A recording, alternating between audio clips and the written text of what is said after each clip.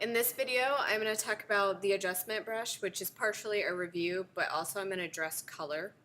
So to remind you, the adjustment brush is this symbol under the develop screen. And you can also bring it up with your keyboard shortcut of K. Okay, so to remind you, these are the settings that are going to change when you use the adjustment brush. These are your brush settings. You have to set both. So first thing, to zero out the brush so it's not whatever was previous set, double click effect. Okay, then estimate what you want to do. So for example, in terms of color, this is standing out way too much, and that's because the sun was hitting it. So there's a couple things I could do. I could try changing the temperature. I could try changing the saturation. But these are new ones that we didn't really talk about last time: saturation, temperature, tint. Also, if I had chromatic aberration, I could use defringing.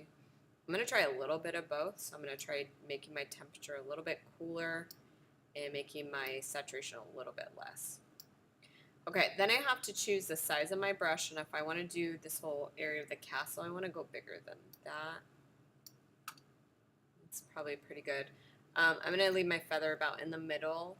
This area is blurry, so I don't want to use a solid feather or super strong feather. I'm just going to try right in the middle. If it's wrong, I can fix it. And then for me, I'm going to put my flow and density up, but you can use it more painterly, like if you're doing somebody's face. If I want to lighten her face, I'd probably lower one of these two. Okay, once I have that set, then I'm just going to use my mouse to paint it on where I want to see it. Now, once you do that, you may realize it's not strong enough or it's too strong or whatnot. So as long as that little pin there is still active, and you can make sure that you can still see it, like here if you want to just set it to always, then I can still change it. So I can still make it a little bit cooler. I can back off my saturation.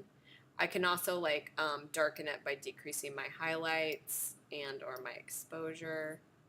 You can see that's starting to affect other areas too. Okay, and then if I'm worried I painted too much or I'm not sure, I can turn on Show Selected Mask Overlay. And if I did paint in areas or I missed areas, I can fix it. Just to remind you to erase, you hold down your Option key. It turns into an eraser, which you can still modify here.